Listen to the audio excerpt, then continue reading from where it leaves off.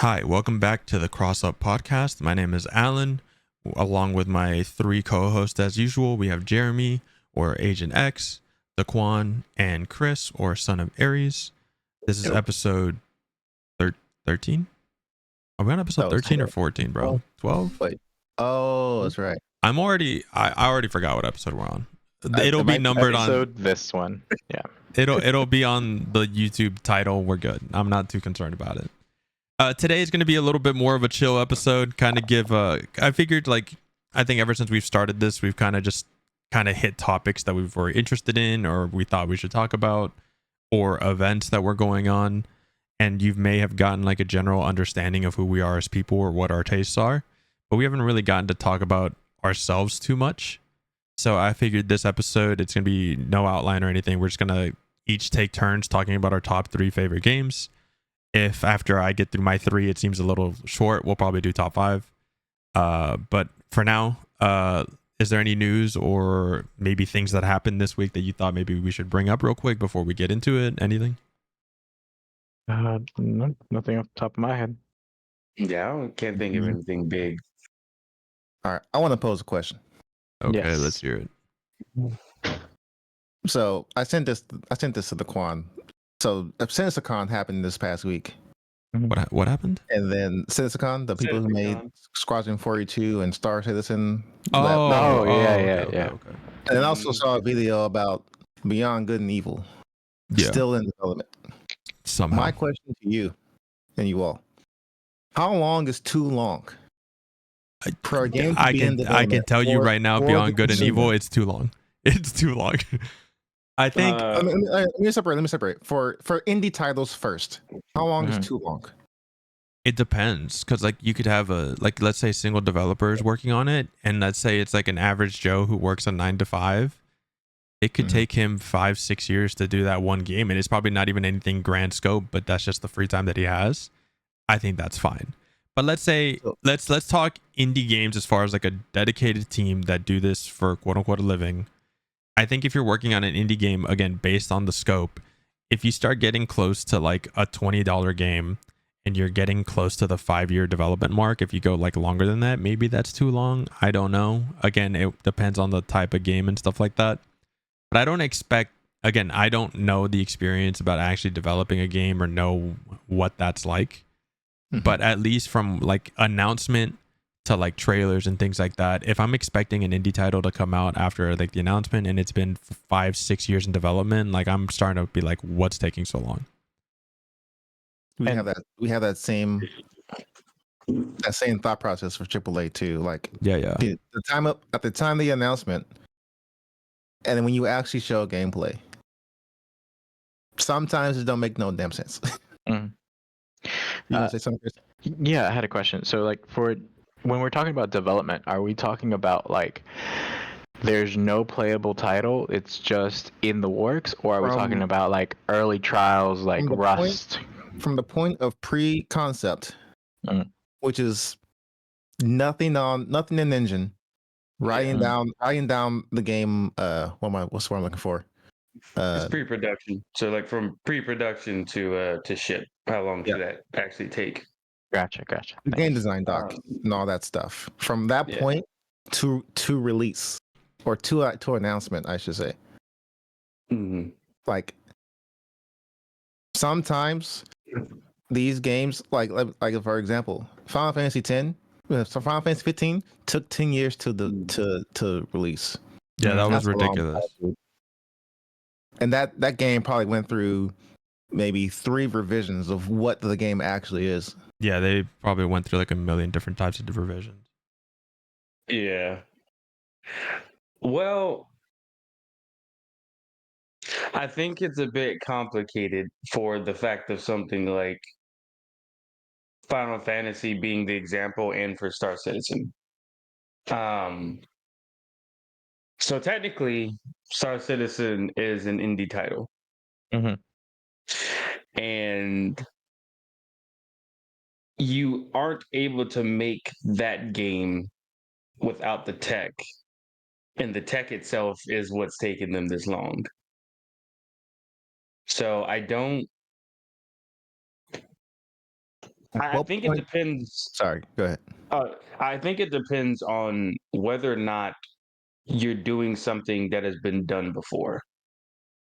So, like, if you're doing something that's been done before, and then on top of that, what is your what is your typical like monetization model given your audience? So, like, if you're somebody like call it like a Activision or whatever, right? Like you're gonna put out a Call of Duty title. Nobody is expecting a Call of Duty title to take longer than 3 years to be made because their audience is expecting it. Like no matter Right. what Activision wants to do, it's like every 3 years a new product has to roll out in some way, form, or fashion.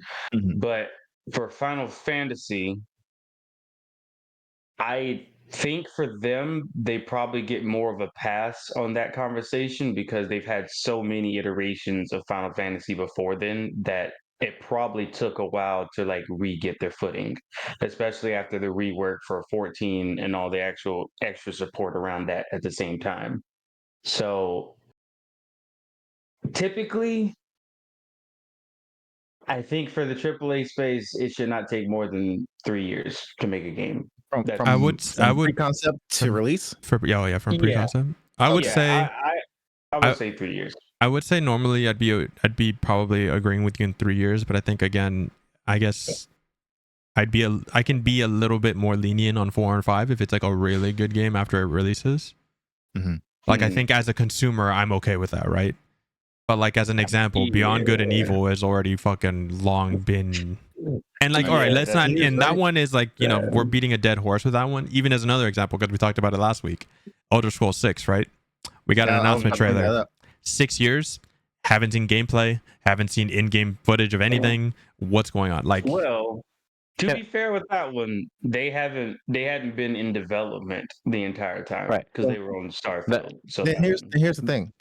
Why announce it? I hate this with every developer. I was just gonna say that. Why announce a game like, if you're not working on it? That's my stance. I don't think I have any issue with how long they take.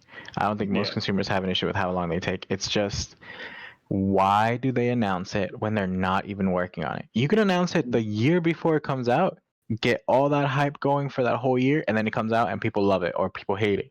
But why announce it almost decades before it's done? Yeah. Now I do have a answer, and that could be because of shareholders, right? And I get it.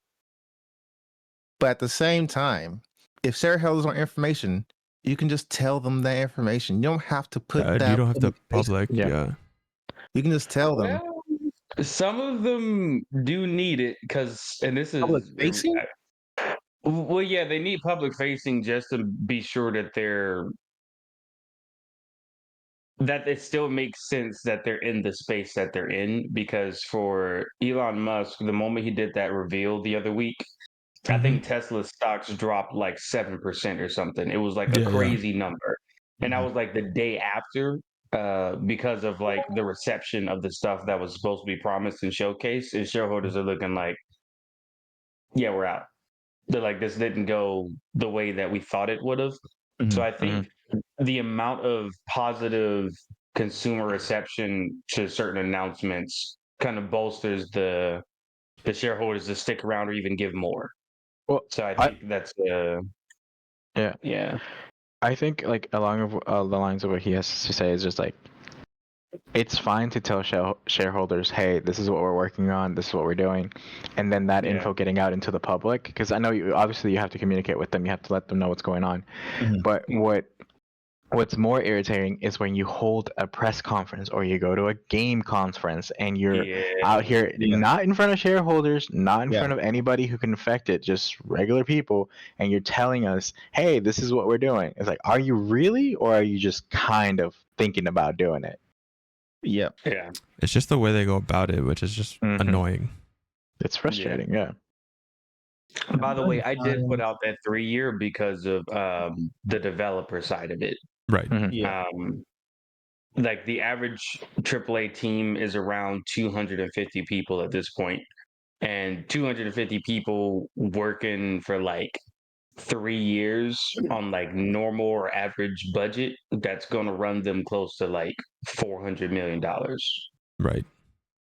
So like the average game is costing 400 million, which means you would have to sell 5 million copies just to get over what you've spent, and that's not including if you had a publisher. Gotcha. So anybody that goes further than that,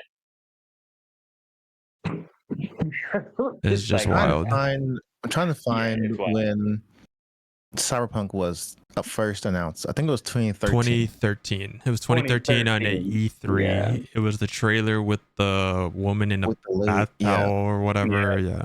And that then, was, and then it was 7 to 8 years before it came out. Yeah. Yeah, and then like the first like gameplay trailer was like maybe For 3 years after, 4 years 3 after, years after. something like that. To me still sounds too long. That's wild, yeah. Yeah. Well, I mean, again, it's just CD Projekt Red. That's all I'm gonna say. Oh my god. That's all I'm gonna say. Fucking That's wild. all I'm gonna say. It seems like we all have sort of the same opinion about this. We're kind of right around Yeah. the same Yeah. window, I Oh. would say. Yeah. For sure. Yeah. I do wish that we will calm down the Game Award, like not just Game Awards, but any Any event. conference that just shows a game and don't talk about it for like the next 100 years. And Yeah, I hate that shit. Yeah.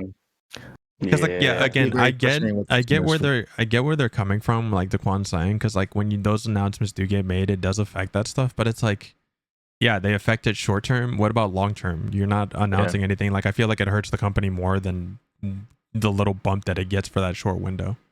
Right. Man, companies live and die on that little bump. Yeah. But what I was gonna say is I know it's never gonna happen, but I would love to see it where in game conferences and game announcements they have a section just for games that don't have a determined release date.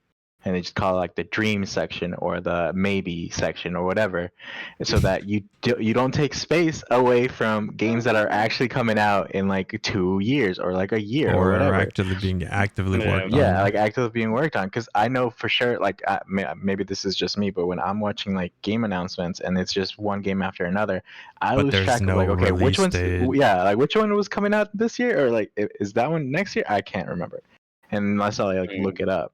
And again, I also like I hate it, but like I get why they do like windows, right, of release windows.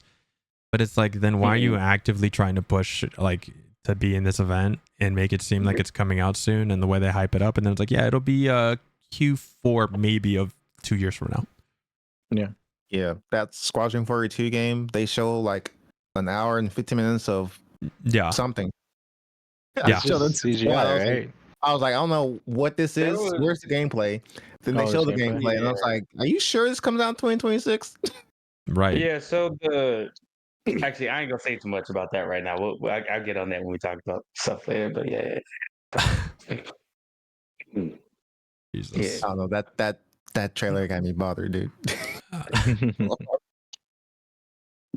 But I mean, I don't really know a better solution, I guess. I'm just saying I was hyped. That's all I'm gonna say. I'm like, yes, here we go. Here we go.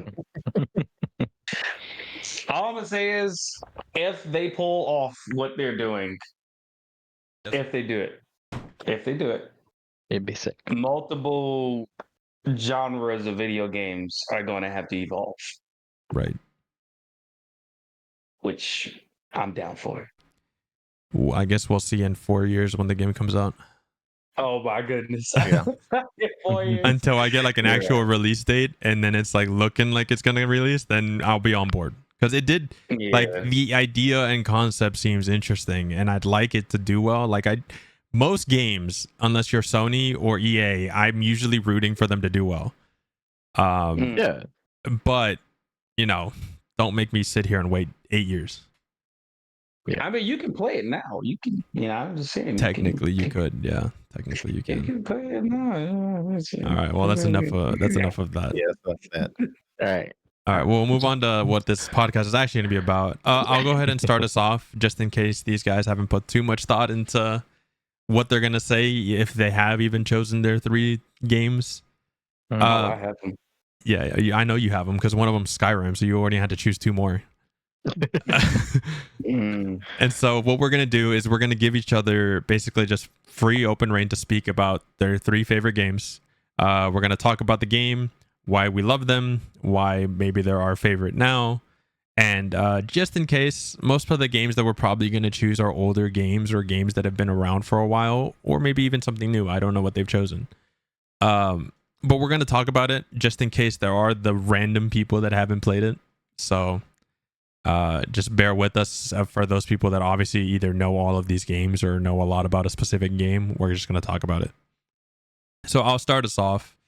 I'll go from 3 up to 1. Just do it like that. For my 3rd favorite game that I put on here, probably one that most people either you know me too well or you didn't know me enough that I'd choose this game, is I think it's a series. I couldn't choose one specific game. I chose Senran Kagura. If y'all don't know what that is, it is a Japanese beat 'em up style game with ninja girls. It's very anime. Wow. Very anime. To give you guys a basic rundown, I'm not going to get too into it because I think the story is absolutely ridiculous and stupid, but it's funny. It doesn't take itself seriously, which is great. But there's in history, you know, obviously you had ninjas, shinobis that were used more for like assassinations and things like that, right? In Japanese history. And Senran Kagura, they're not really around in that nature anymore. They're now part of like, I think I haven't played them in a while, but if I remember correctly, they're now part of like an underground government organization to be used by specific public figures and stuff like that. And so they're trained through school to be shinobi, like hidden. And so there's these like different schools. Like I think in the very first game, it's only 2. And so you have like the good side, quote unquote, and then like the evil side, quote unquote. Because then it eventually later down the line, they add more schools and there's not really a good or bad side. They just fight each other because they're not, you know, they're competing schools. And the funny thing is, it is extremely, I guess the lewd is the word I would use.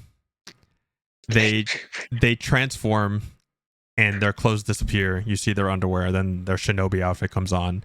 And as they take battle damage, their clothes rip apart, blah, blah. It's shit like that.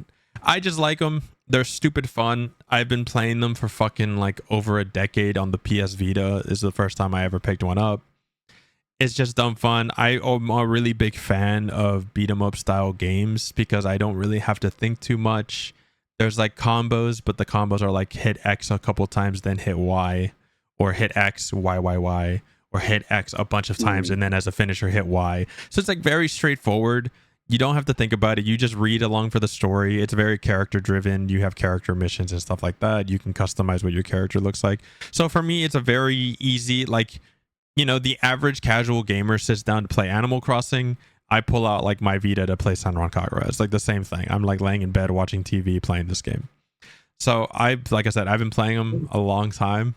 And in one of the, I can't remember if it's the director or the creator. I can't remember who it was. There's a stupid ass quote in one of the deluxe editions, like art books.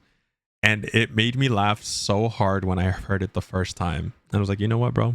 He's my hero. He said, I can't remember the exact wording because I'd have to go pull out the book and read it. But it was essentially along the lines of tits are life, but ass is hometown. And Good man. I was like, you know what, bro? He's got his priorities straight. I gotta follow him for the rest of my life. Oh god, good man. That reminds me of what's that anime called? Which one? Chainsaw Man. Oh, my God. Chainsaw Man. Yes. Oh yeah. This man knows what he wants in life. Yeah, he absolutely knows what he wants in life. It gets worse in the manga. It's fucking hilarious. But yeah. Oh, go ahead. I'm sorry. So I had to pull up gameplay. Yeah. This looks like Dynasty Warriors, actually. It's very much like Dynasty Warriors, and then you have like boss battles, and that's like the more beat 'em up where you're kind of running around fighting 1 or 2 enemies that are harder. But it's very Dynasty Warriors. It plays very similarly. The only difference is it's a bunch of anime women. That's about it. There's 3 mainline title games. I think it's Senran Kagura, Burst Renewal, which is like a remake of the original one, because the original one was like on the DS, I think. Then you had Estival Versus and Shinobi Versus. I think it's Shinobi Versus second, then Estival Versus. And then you have like the side games where I think plenty of people, if they watch any content creator, the one Senran Kagura game that's been shown like publicly, quote unquote, is Peach Beach Splash, where they run around in bikinis shooting each other with water guns, and it's very out there. That one I don't play, but it's there on Steam for like, it goes on sale constantly. But yeah, so like I said, it's just, I didn't really know. I wanted to include one of those beat 'em up style, just kind of turn my brain off games on this list. Because like Dynasty Warriors, I played a shit ton growing up. One of the really good ones recently was River City Girls. But I couldn't like decide on which one I wanted to add to my list. So I figured I'd choose the one that I like actually physically owned physical copies of and deluxe editions, and I put the most time in. So that's why I went with Senran Kagura. So technically that's like my number 3 slot is like those style of games for me anyways. I think it's good for every gamer to have that type of game, right? Like the Just game that not think that and you just turn off your literally brain relax. and you just press the buttons It's and good to not think have. about anything else. I mean, it's It's either that or at least one game on that. yeah, it's either that or my rhythm games. So it's like, it's on toss up for me. My number 2, I took a long time to decide what I wanted to put here. I was going back and forth because obviously, as for the people that tuned into this podcast from the very beginning, me and Jeremy are very big fighting game players. He is very more on the 3D side of gaming as far as fighting games go. And while I definitely have the most time into a game like Tekken, which is a 3D style game, I think visually and gameplay wise, I much prefer the style of 2D fighters. So I guess I chose the one fighter that kind of got me back into it. So I chose Street Fighter 4. Specifically, the really stupid ass name of Super Street Fighter 4 Arcade Ultra, or whatever the fuck. The very last iteration of it. Yeah, 2012 or yeah. It was the one on the 360 that was like the very last one. It had all the characters, and I think it was like Ultra 4 Arcade Edition or something. It's a really long dumbass name. Yeah. And while I didn't play it like super seriously, like I was a jury player and I didn't like learn combos, I didn't like learn how to play the game properly or whatsoever. It was very much a button masher for me, but it's like what got me back into fighting games like after the huge gap, because like I grew up playing like Tekken 3, Tekken Tag Tournament, Soul Calibur 2, and then like random other things that you would consider fighters technically, like Smash is a platform fighter, like Smash 64, Smash Melee, Clay Fighter. I played Clay Fighter on the Nintendo 64. Then you had things like fucking Killer Instinct for the Nintendo 64. And then Fantastic also game. It is a fucking amazing game too, especially for the time. And I also played Bloody Roar for the PS2. So growing up, and also like because I had other family members that were always kind of nearby, because for a little while I either lived at my aunt's house at a really early age, or like when we finally got my own house, I had family from Mexico live with us until they got like on their feet. So I always had someone next to me to play, and having people to play with on fighting games, especially before online was even an option, kind of builds up that love for it. But then after, once the 360 came out and we weren't really playing the PS2 and the GameCube anymore, it was very much Halo, Call of Duty, and Gears of War, like I think I've mentioned multiple times on the podcast by now. So I kind of dropped fighting games altogether. But it's really funny because I have the memory of booting up Street Fighter 4 and like playing it by myself and like playing it in arcades. But I can't remember why or when I bought that game. And so I was like, and also like, I don't even know originally why I even had an interest in fighting games to begin with. Like Smash, right? It's just like, you have Mario and Link. It's like games that I was already playing with characters that I liked. So it's like, yeah, that one's a given, right? But I asked my dad too. I was like, hey, I don't know if you remember, but like when you bought video games for me when I was like younger, did you buy games that I asked for? Or were you buying games that you might have thought that I'd also like, right? And he goes, no, I only ever bought you what you asked for because I didn't know enough. So I didn't want to risk like spending money that we didn't have on a game that I might not even like, right? Which is fair. Like, I was like, cool. And I was like, okay, so why the fuck did I pick up Tekken 3 in Tekken Tag Tournament? And like Soul Calibur 2. And so it is, you know, it is what it is. I guess part of me knew. So yeah, so Street Fighter 4 again is more just an encapsulation of my love for fighting games versus like the game itself. It's more just like what got me to come back into fighting games, because at that age I was finally starting to like play other games outside of COD because I was kind of sick of it. So Street Fighter 4 was the game that just brought me back. So I decided to put it on my list. I figured it's earned its spot there. I can respect that, because Street Fighter 4 definitely did bring back A lot of people. Yeah, to the fighting game. Yeah, because I mean, and even that was a great game to watch too. It was so much fun to watch. I mean, I guess nowadays, right, comparison to like what we have with Street Fighter 5 or Street Fighter 6, it kind of looks really slow paced and very simple. Like the combos are like 3 to 5 hits at most. Some had a little more crazier with like some of the later characters, but it was very like fundamentals based. And I think it was still like there's still a lot of fun on those like really high intensity matches to go back and watch. But historically, I think Street Fighter 4 also just kind of saved the fighting game community around that time when it was really struggling. So I think just it's a good game overall. So we'll go to my number 1. Again, I don't think this is much of a surprise if you know me. I'm a big JRPG fan, just RPG player in general. And I was like, I have had this game as my number 1 favorite game for like the last 10 years now, I would say, probably. And it's Final Fantasy 7. Final Fantasy 7 is my favorite game of all time. No, it's not perfect. No, it probably isn't objectively the best game of all time. But I played it at a time where I was like discovering RPGs and other types of games, again, outside of shooters and fighting games.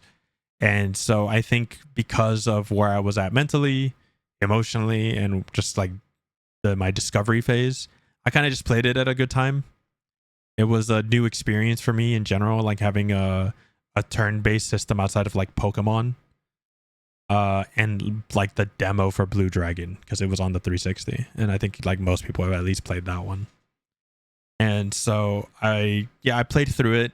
I didn't play the PS1 version. It's like a remastered version on a different console. I don't even remember what I originally played it on. But yeah, it was just a good time. And yeah, I love the characters. Those characters are still some of my favorite characters in any RPG.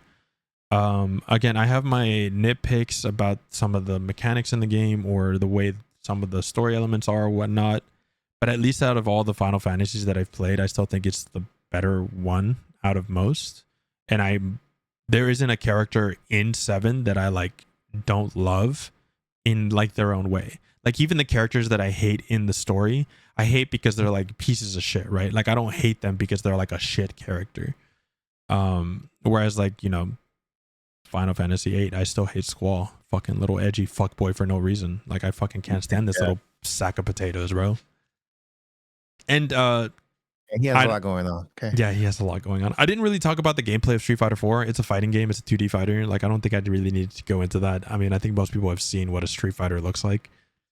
But for those that, for some miracle, haven't played Final Fantasy 7 or have seen what Final Fantasy 7 even looks like, it is like when you're maneuvering around and walking around, you're not in combat. It's like isometric, I guess is the way I would describe it. It's overhead, or depending on the camera angle, sometimes you're like behind. It's very reminiscent of the old school Resident Evil as you're walking around through the town. It's a fixed camera angle. You're walking around and you have your character. It's very awkward to move around, and especially with modern controls because we have a stick. Back then it was just 4 directions. So moving diagonally is very awkward. And it is obviously no voice acting, nothing like that. It's all text. It's a turn-based combat system, but it's what they call active, quote unquote, where it's turn-based, but if you take too long to act, the enemy will act again. So you still, like, it's turn-based to give you time to think, but you still have to be kind of quick to give out your commands because you have 3 characters to act through, whereas it's just the enemy, and if a certain amount of time goes through, they will just attack twice or do their things twice. Which I kind of liked. Right. Also, to add on that, Final Fantasy 7 is the first one to like go 3D. Oh yeah, it is the first one to go 3D, and revolutionary at the time. And it's PS1. It's PS1 3D, so it's very blocky, pointy, very accentuated features. My boy Cloud got the skinniest, thickest arms I've ever seen. So I mean, that's pretty much it. It's a very, just like any JRPG. If you're going through it the first time, it's gonna take you a while, especially if you don't know what you're doing. It is one of those games, just like old school RPGs, where like if you're not reading, you're not gonna know where to go next. They're telling you where to go. It's just very old school, and so if you've never played one, I would give it a shot. If you want to know what the differences between the remake and the original are, I think it's still worth your time. And I think if you can get past how it looks, and plus there's like mods to like give it HD reshaders. I wouldn't mess with the gameplay at all. I think having to experience that one, but there are like at least shaders and like in-game models have been updated and stuff like that.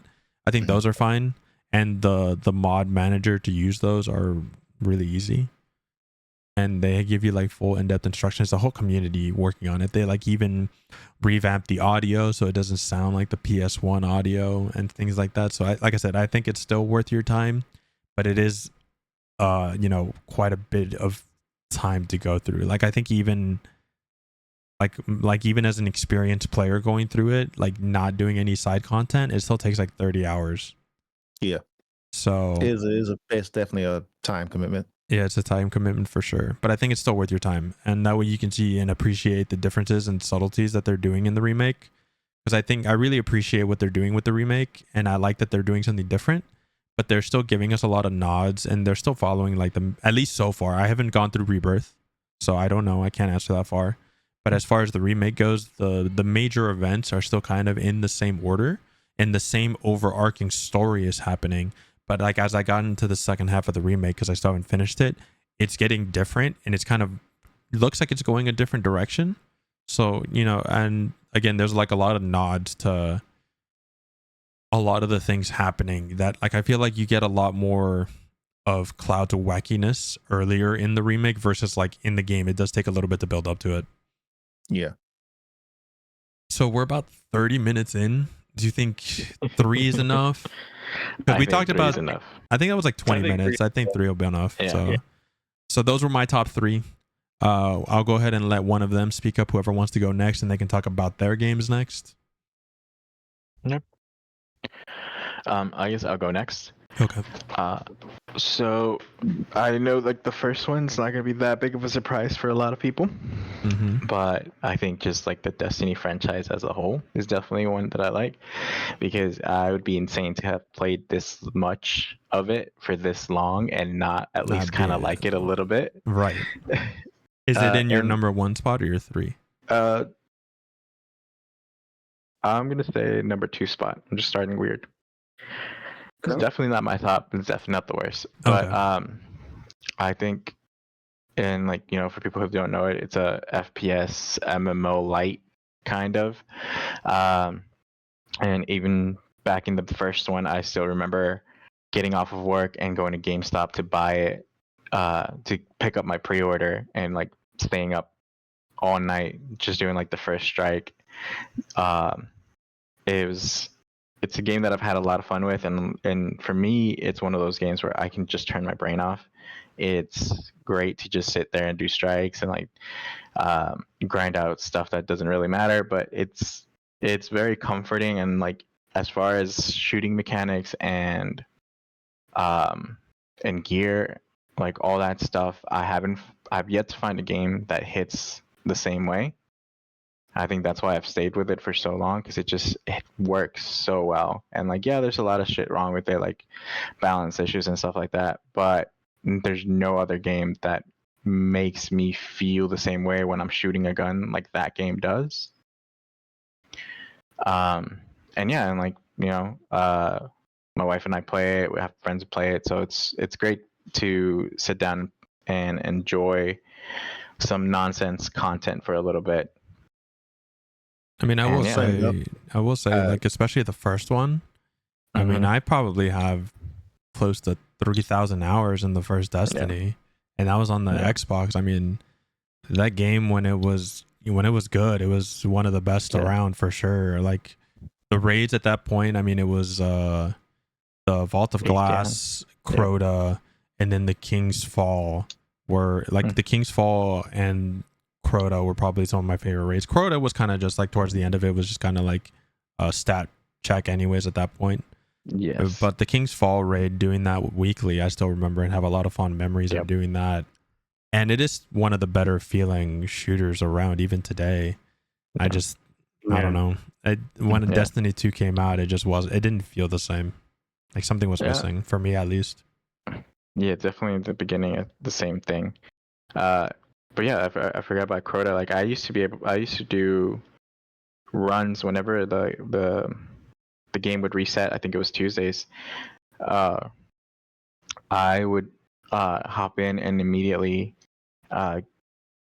work my way to checkpoints, and I would just host checkpoints. This was like way before they had like an in-game checkpoint system. Yeah. So like I would just post it on Reddit or whatever and have people join me, grab the checkpoint, head out.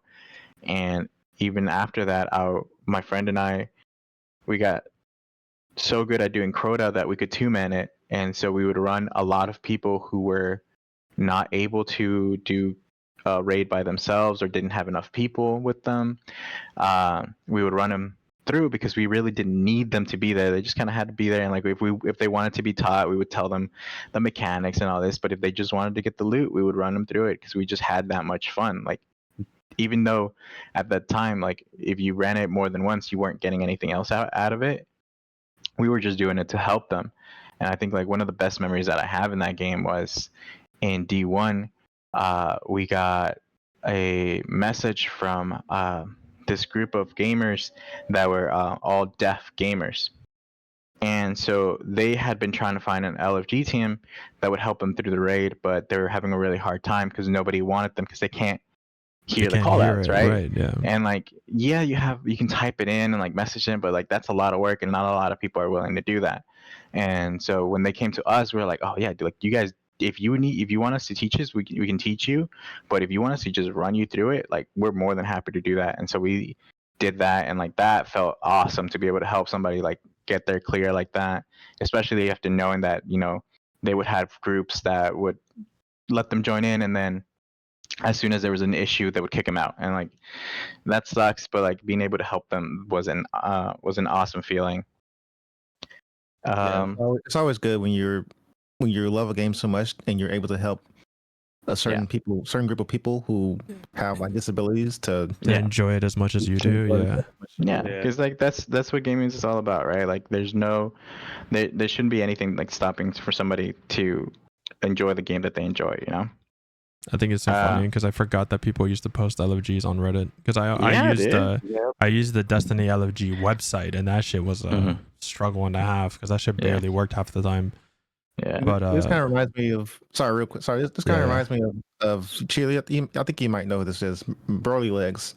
Oh yeah, he was a Free Fire player. Dude was a monster. Dude was insane. Fucking no reason to be that fucking good. He couldn't use his hands. Couldn't walk. He was very physically disabled, but he loved the game so much. He used one hand to hold the controller and like move a little bit, and then he inputted all his commands with his mouth. Wow. And he was a pro player, winning, and he was here in Texas. Unfortunately, rest in peace to Broly Legs. He passed away a few months ago. Yeah. And his family let us know, and it was kind of crazy because it's a big hit to the Texas fighting game community as a whole. But like especially him, like I think one thing that I've always liked about the fighting game community, no one ever gets discounted, no matter what disability or anything you have. Blind, I've seen people compete at Evo blind, and it's been good. And I think he's also just one of those people like, hey, this is fucking Broly Legs, bro. In game, you don't fuck with him. Definitely a pioneer for sure. Yeah, that's great. My next game is a different genre, but it's one that I really enjoyed. Was Zelda Breath of the Wild. man, when that game came out, oh my god, I don't think I put it down for at least 4 months. I was playing that constantly, and um like people that know me know that I don't do story games that often. If I do a story game, it's significant because that means that I like actually sit down and play it. Whereas like I'm more of an FPS player that I can just like pick up some games over the weekend and then that's it. But with that game, oh my god, it captivated me so much. There was just so much to do. The mechanics of it was amazing. And like I've played Zelda games before, and I'm a fan of them, but it was definitely nowhere on the same level as that one. And but I remember being even on Reddit like months into the game, and like I'll see something on the subreddit like, hey, like check this area out, or have you guys come across this encounter?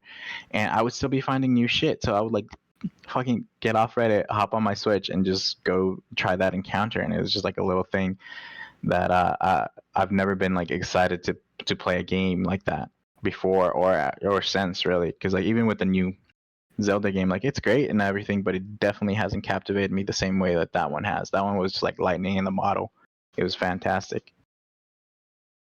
And then real quick for my last one, it's definitely more controversial, but I just had so much fun playing it, and even now, under the right circumstances, it's definitely one of my more entertaining games.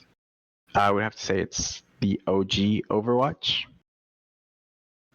That one, yeah, that one was just like it's that same thing where it's like it was a different format, definitely a game type that I hadn't played before, especially when the first one came out. But being able to play with friends in that way, where it was just like us against somebody else, and it just hit so different. Like it was fantastic to be able to be like, all right, doing all these call outs, having designated roles. It felt great. And like up until that point, I wasn't playing MOBAs because like I wasn't even on PC. It was just pure console player. But even then, like, dude, it was just fantastic. That first Overwatch was great. And like, at least my wife and I, we got so into it. Like, we would go to the esports arenas, and like we checked it out over in Anaheim, and we went to the Arlington esports arena. Like, we were big fans of it. And then with Overwatch 2, we definitely like took a break because we just didn't like the direction the game was heading. I think definitely at the start of Overwatch 2, it was we tried it, but it wasn't hitting the same, and like most of the people that we played with just weren't on it anymore. And without that support group, it was just like, oh, okay, well, the game kind of ran its course. And it wasn't until recently where like Alan and I have been playing. Yeah, and man, like yesterday, especially yesterday, we went for like, I know like you guys stayed on longer. Yeah. I played for like 4 hours yesterday. 6 for Overwatch. They said they're gonna be play testing it. Yeah, I think next season. Yeah.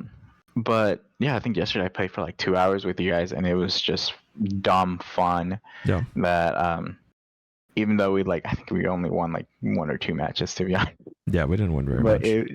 But it was great. And like for me, the biggest part of a game is not just how it plays or how it feels. A large part of it for me is the community behind it, whether it's like my own community of friends and like people that I play with, or just the community at large. That means a lot to me because I'm a very social person, and if I can't have that sociability in a game, it just doesn't hold my attention, which is why I'm not super great with single player games.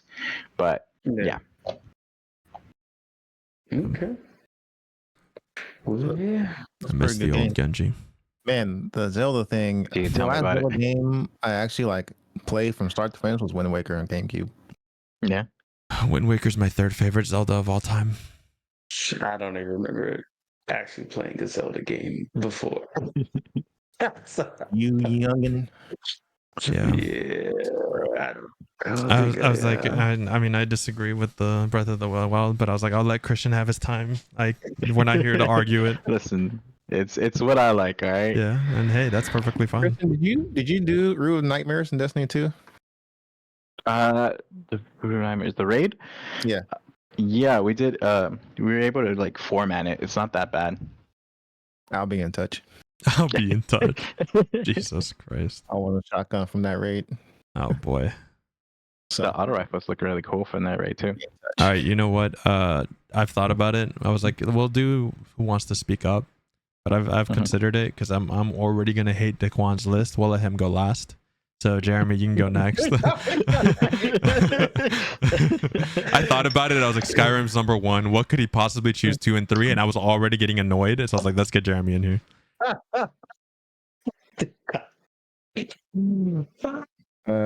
Give me. Okay.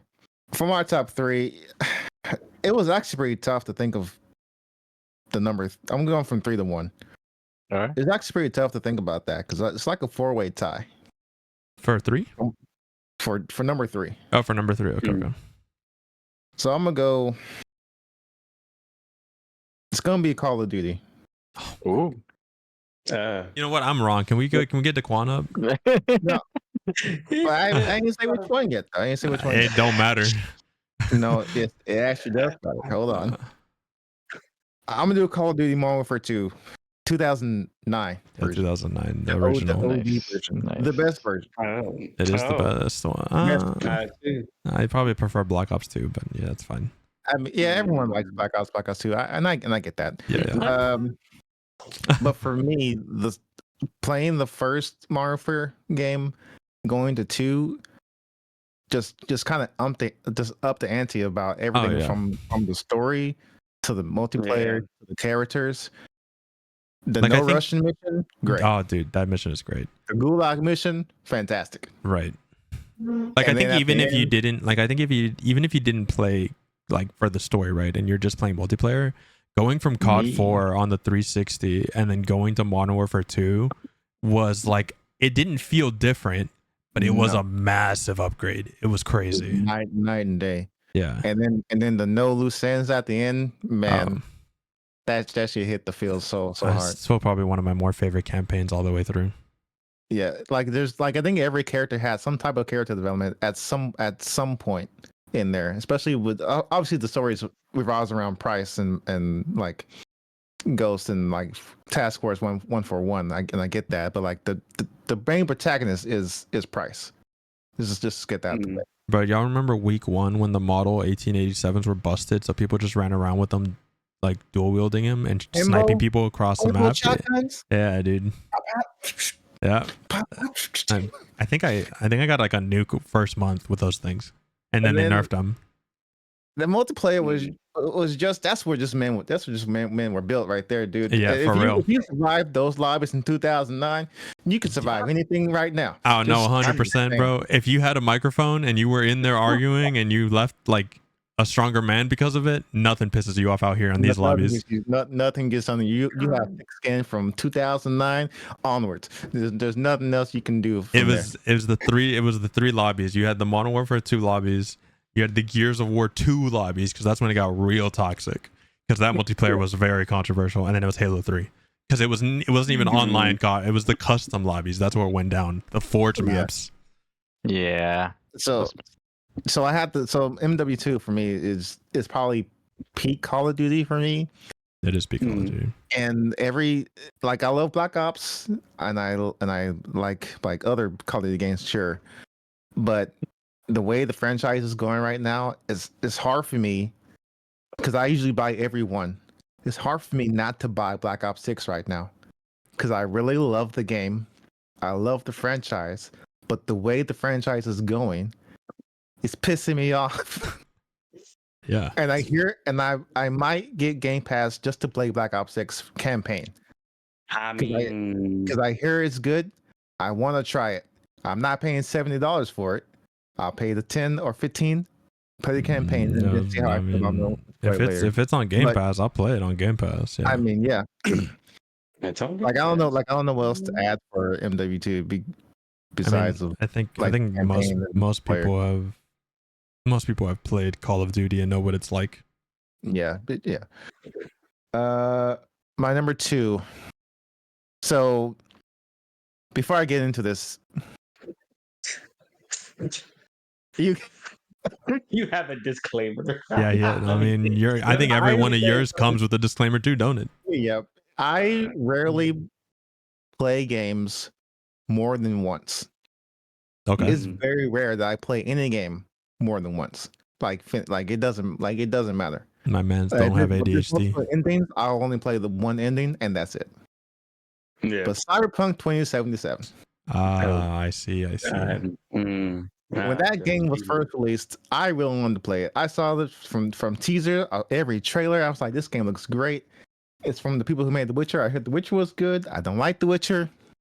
Don't shoot the messenger, whatever. But when the game first came out, I played it on PC, and of course, it was not very good.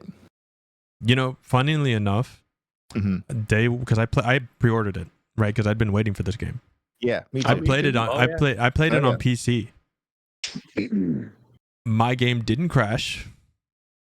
I didn't have any crazy bugs. It ran kind of poorly, but it's like, the game was running extremely crazy and it wasn't optimized.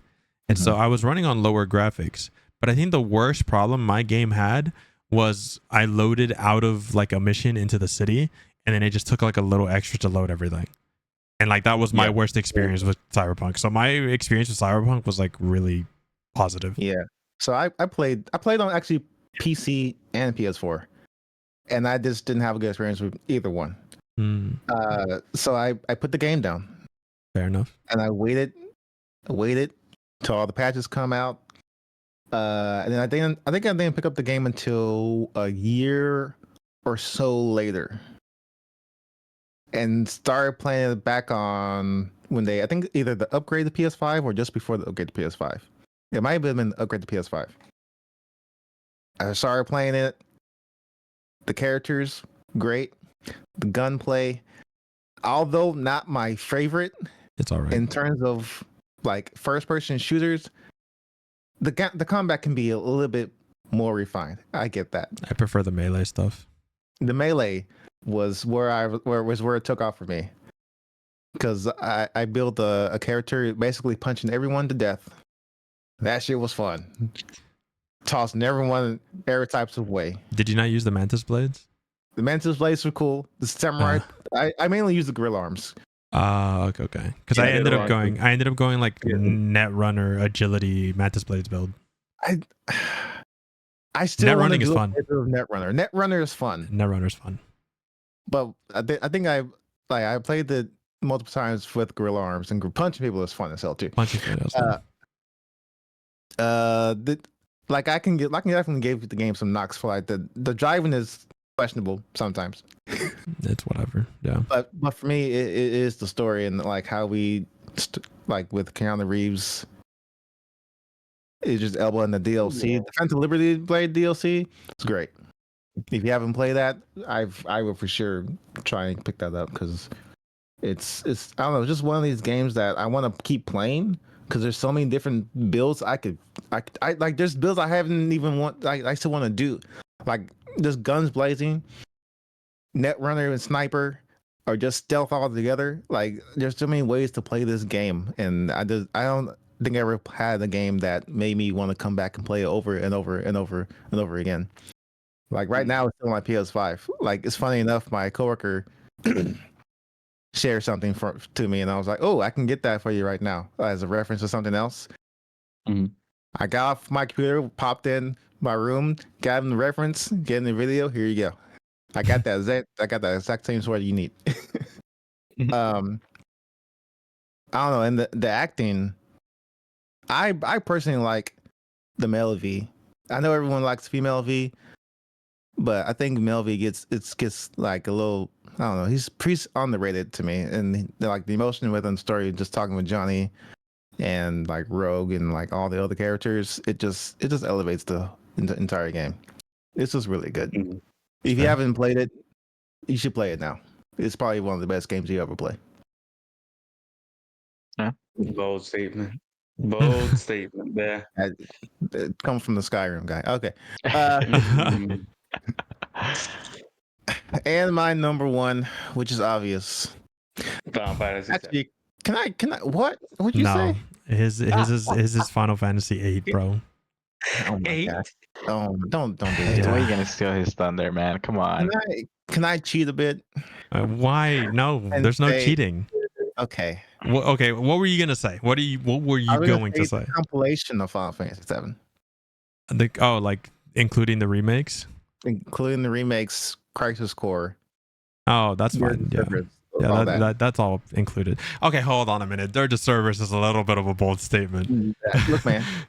It's part of the compilation, but it probably breaks it down a bit. Okay, okay. I'll just keep to the original again. Let's keep the original again. I mean, we can say what- all of them. It's fine. Okay, much of what Chilo has pointed out about the turn-based, the characters, the world. The materia system is one of the best magic systems in Final Fantasy. It's one of my favorite leveling systems in any game. Hands down. As much as everyone loves like the characters like Cloud, Sephiroth, Tifa, Aerith, and them, Vincent's the goat. my actual favorites and characters in the game aren't those four. As much as I love all of them, my actual favorite characters is Kate Sith, Vincent, and Sid in their OG game. Vincent, they have for sure.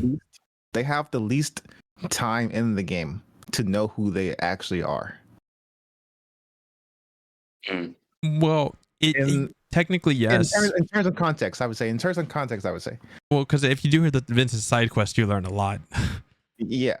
That's why I'm hoping for like the remakes and Rebirth with the way they're expanding, especially Kate Sith. Expanding his story and Sid's story is so good to actually have that context from what we didn't get in the original to what we're getting now. Let's see. Crisis Core, I don't know what do you want to say about Crisis Core. It's a fucking start of the game. It's the prologue, and it's like a must play. It's a must play. If you haven't seen the movie Advent Children, definitely watch that. I dragged Christian to watch that. A good movie. I would suggest watching Advent Children complete, not the original movie. It got re-released in theaters, like the complete version, and I was like, I could go by myself. I was like, no, I did, and I was like, I could go by myself, but I'll ask anyways because Jennifer kind of likes it, and so I asked him and his wife, and so they agreed to come, and so Christian, not having any context for Final Fantasy VII or the characters, just went in blind and just watched the movie in theaters. Yep. How'd you like it? It's fine. It's fun. It's just a little confusing at times where I'm just like, yeah, okay. He's like, I don't know these people. Final Fantasy Experience of Fantasy. Then come back to me and ask me how you like Final Fantasy. Then you'll be like, you know what? Advent Children was actually pretty good. So I don't know. Final Fantasy like 7. Like I can't wait till they release the third final part, the third chapter of this game, because what they're doing with the remakes and Rebirth is well beyond what I thought they were going to do. Oh yeah, I didn't think it'd go this in depth. I didn't think we'd get anywhere near this much extra content from the original game. Yeah, content and context of like how these characters think and feel and like their motivations. Absolutely, it's great. Also, little extra scenes and character interactions. Like so much of it is like, because as an example, right? Because I haven't played Rebirth, so I don't know how it goes in there. But there's like a little scene where you first encounter Aerith after the initial, because you meet her at the very beginning of the game as like a flower girl. But your first introduction to Aerith is when you fall through the church ceiling and you encounter them. It happens really early on in the game. It's not a spoiler. And then after you escape, you have like a small little conversation as y'all like basically jump on rooftops to get out. Mm-hmm. It's like a 30-second scene, maybe 45 seconds. In the remake, it's like 10-15 minutes with a full-on conversation with Aerith. It's great. I love it. Yeah. You okay, Daquan? I'm good. No. It's a lot of Final Fantasy going on here. It's all. Mm-hmm. You better get on board, son. You better get on board. All right. Anything else to say? No, that's it for me. All right, Daquan, our last and most controversial member. It is your turn. No, go ahead. Well, my number 3 off rip is Star Citizen. Okay, sure. Let's talk about this this cash grab that's not a real game, but technically is a game. Let me hear it. Let me hear it.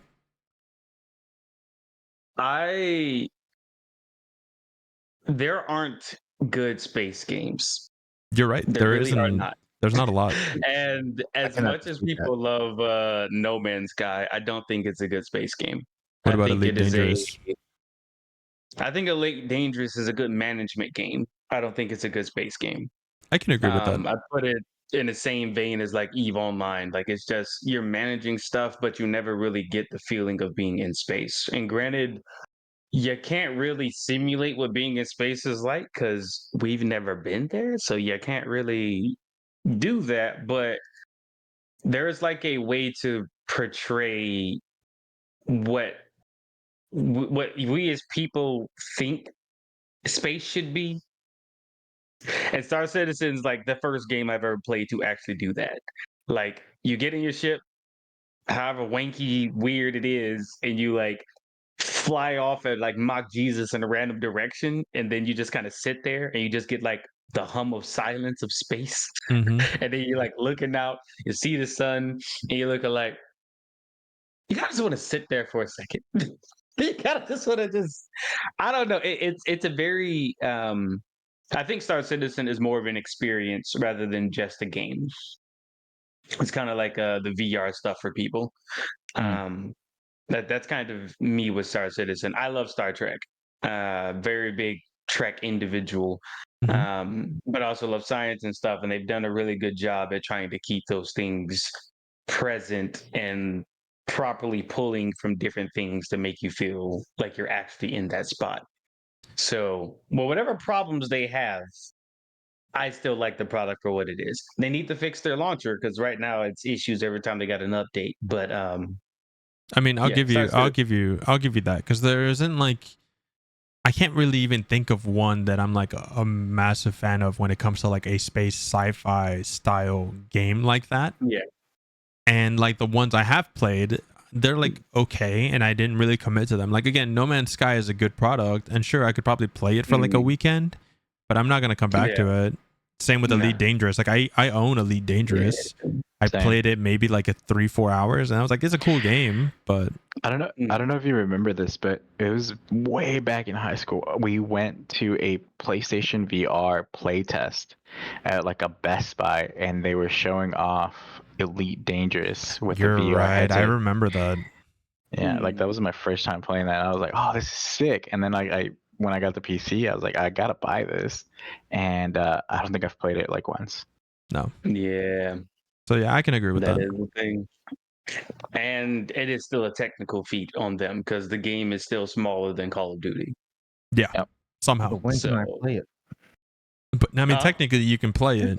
You can play it now. It's just you can't. So the biggest thing, and I won't stay on it too long. But the biggest thing for Star Citizen is the server meshing technology, which they got working to a degree to where I think they have like 1,000 people in one area, which for a space sim, I mean, really MMO, that's ridiculous. Like an actual 1,000 people in high detail, high resolution, everything one working area. as intended in one area. Like That's pretty fully impressive. functional ships. You can grab an apple, toss it in front of somebody, dip out, come back. That person picks it up and says, "Okay, I'm gonna take it to this planet."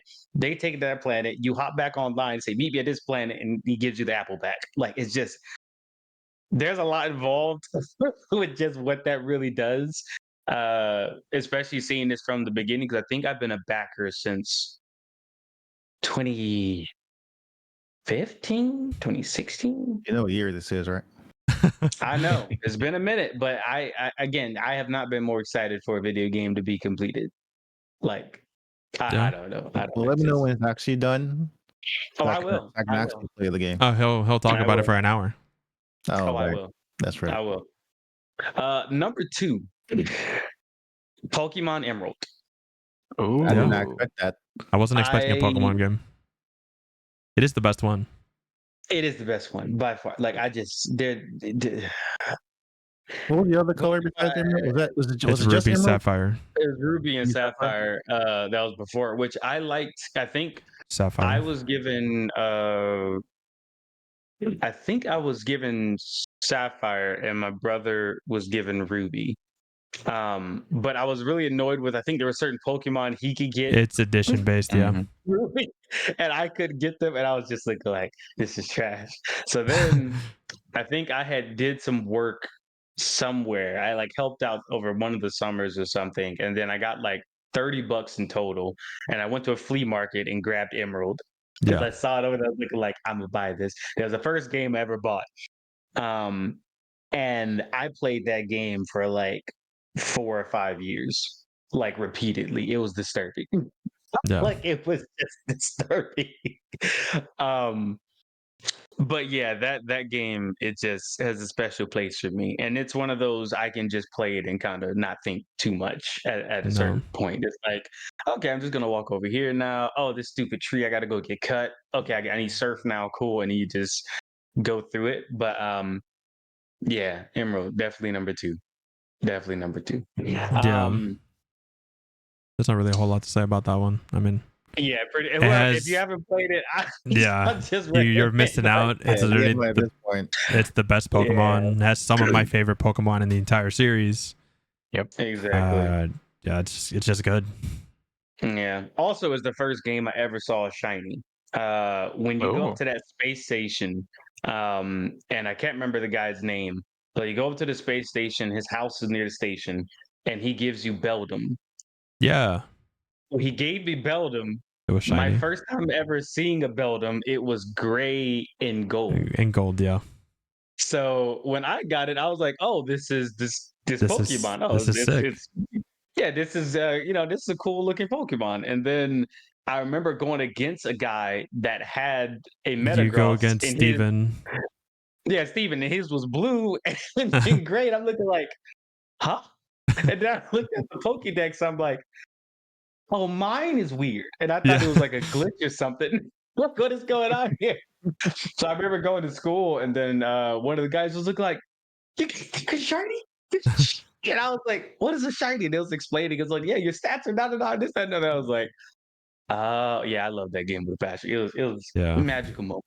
And Magical moments." like I said, Pokemon Emerald would be my favorite. Again, if not for the second gen being my first. But also when you Yeah. play Crystal the first time, you could go through the Elite Four, you get all 8 badges, you capture the legends, and you're like, damn, dude, I'm insane. I'm done with the game. And then they're like, oh, by the way, you're going back to Hoenn, the original one, and Mhm. you're fighting all 8 gym leaders, and then Red's in a fucking mountain waiting to Oh, beat yeah. your ass. Mhm. Cynthia is always a problem, but she's Cynthia's always been a problem. Yeah, she's fantastic. I love her. But my number one is actually For Honor. For Honor, really? Okay. Skyrim is it is, I think, one of the best designed games, but it is not my favorite game. Okay. So yeah, favorite game For Honor. Another game came out the same year For Honor did. It's called Absolver. Mhm. I did enjoy Absolver. And that was where I was kind of leaning towards originally for like my favorite game, but Absolver had a lot of weird cheese involved to where it's like this doesn't feel like fighting. It feels like coincidental spamming or something. I don't know what to call it, but it's like the mix-ups that were occurring in that game. I'm like, come on, like this don't make no sense. Like this is you're doing too much. Like you got somebody signed to Weave Nation. You got another guy over here who's just like, oh yeah, I can just tank everything, and then you got this guy over here that's like, oh, now I can parry everything, and it's like just yeah, there was too much involved. So I'm like, okay, For Honor seems to be the more simple, focused combat, and the story is completely underrated. I love the story mode. It's good, well put together, well thought out. They should really rename it to For Water because I the if anybody has seen the story, you kind of know what I'm talking about. It's just it's you're fighting over a puddle of water. Like it makes like the initial it's a fight for that. A fight for land. Huh? Anyway, well, the world goes through some crazy terraform problem, and then the knight, the samurai, and Vikings. the Vikings show up to this one spot and there's like a puddle of water, and then all of a sudden they start throwing hands over water, and then they've been throwing hands over water for a century. And it's like They lose that plot almost immediately. Yeah, they yeah. lose it immediately. And it's like, what happened to the water? Like what? And then they get new characters, and it's like, now Yep. why are they here then? Like they have to cross water to It's get been here. it's been 100 years. Why are you now getting here? I'm like, why is a pirate coming to fight over water? You live on the water. Why are you here? This bar is special. This must be the special water. I don't know, but It's clean water. That MJ. The MJ water. That MJ. Oh, like is that Space Jam reference? Yes, it is. Just out of nowhere, the fucking Space Jam reference. Out of nowhere. But yeah, no. For Honor, the combat, the way the characters feel, the personality for stuff, it's like it feels. That is like the combat I wish was in Skyrim. Those type of systems I wish were in more RPGs games in that general. had you. Yeah, like more RPGs where like it's more than just, I press a button and my character just wipes out like a city, or he's like parrying some crazy atomic bomb. I'm like, give me a grounded guy that needs to think when he does stuff, but obviously there's feats and bonuses to your actions or whatnot. But I don't know. I just really stick with the combat, the everything. It's just really well done. So Fronder's number one. Fair enough. I did That's a not pretty expect good this from one. you. You make me proud. You made me proud. Oh, thank you. Thank you. Yeah, I mean, I haven't played For Honor since like it came out, but I mean, I still remember it being extremely good, and I still own it, so I can always go back. Don't play now. Do that now. No, Why? don't do it now. I'm gonna tell you right now. If you like yourself, don't play it now, because the anime boys have taken over, and I don't say that lightly, for the fact that I know a lot of people that love anime and they've taken this to the extreme. Fair enough. They have taken it to the extreme. So you're saying the sweats have invaded? Oh yes. Well, no, it's the developers have somehow found a way to have it to where you're in one or three camps. The one camp is you hop online and you decide to play a character because you should win when you pick this character. The other one is you hop online because you're here for fashion and you just want to look as edgy as possible and you're just here to gank people. And then the other end is I'm actually trying to play a game, learn my character, get good at this product, and have fun. The last category is only 10% of the people that play For Honor. So the rest of the people are here to jump you. They're here to look cool while they do it and to choose the most broken things that are available. You will not get into a match without seeing a Wukong or whatever, the Shaolin. They got a Wukong skin for their asshole now. So that picking, I'm not even gonna lie.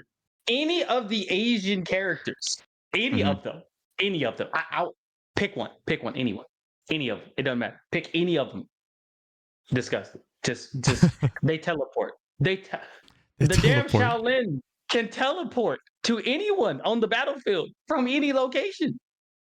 And then he has hyper armor when he gets there. It's like, what? So they just basically released the game and then several years later say, realism? Nah. No more. Yeah, it's gone. It's I don't know. Like, I mean, again, if you're really good with your character, you can still pull off some fights. You can still win some stuff. It shouldn't be this difficult to play this game. Yeah. I mean, it just sounds like any competitive game to me. I mean, I still log into Overwatch 2 competitive and League of Legends every day, so I'm not any different. Yeah, the crazy bit to me is like For Honor was originally made to be competitive. Oh yeah. But then they made a lot of changes to make it more casual. Because they weren't getting an audience. Yeah, and then the more casual things they've added has made it to be like a toxic competition to see who could just jump the most. And it's like why is this? They got characters who could one-shot people. When someone says like, "Oh, I'm one shot," it's like, no, literally, this person does some funky dunky animation, does a backflip with a massive axe, and just kills you, no matter how much health you got. It seems No, like this no. is like a trend for like A lot competitive of games, right? So the games come out and they're good, and then all of a sudden they start to lose their identity year after year. 100%. And I Yeah. think they're on year 8, which is just and it's not even Yeah. it's not entirely on the developers either. Like for some, yes, but like because especially for a game that's been around for 8 years, like how many of the Mhm. original developers are still there? Oh no, it's on them. Oh no, no, Yeah. these people. Yeah, if you look at some of these interviews with some of these For Honor developers, which honestly, I just some decisions don't make sense to me. But one of their statements was like, "Oh, we gave this person this, knowing that people are going to use it wrong. But players, you can just do this." Oh, great. It's like, oh, players just go do this. Okay. Players just do that. Everyone choose that one character who is the direct hard counter to the problem. However, if you don't play that character, you're probably still going to get clapped up because you don't know the character. But that character is the answer to these other 8 characters. It's like, That's so dumb. I Yeah. didn't realize. That's crazy. Oh, and now they're getting ready to implement the thing where you can only pick like one of the characters. So you can't have like 2 Orochis, 2 Kensais. It's like there should Wait, only that be was one of each.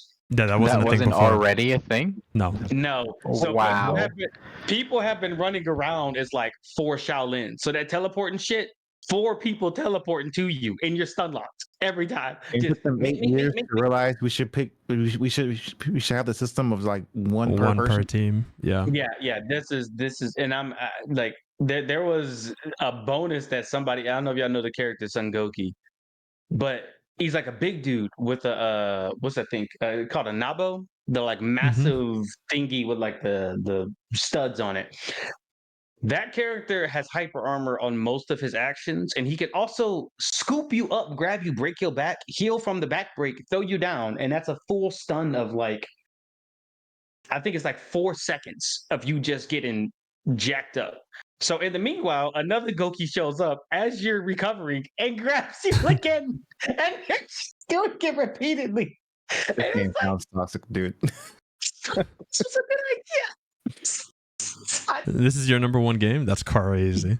It is. It is. Look, it's a bad relationship. Let me tell you. All Yeah, right. it's my number one game. Number one game. That's fair enough. Well, we'll go ahead and end it there. It was just like I said, it was a very simple, chill episode. Kind of get to know some of our favorite games, maybe get to know us a little bit better. Yeah. So we'll thank you for listening in this week. I don't know what we're talking about next week, so it's a mystery for everyone. Thanks. It'll be fun to find out together. Yeah. All right, bye. Peace out.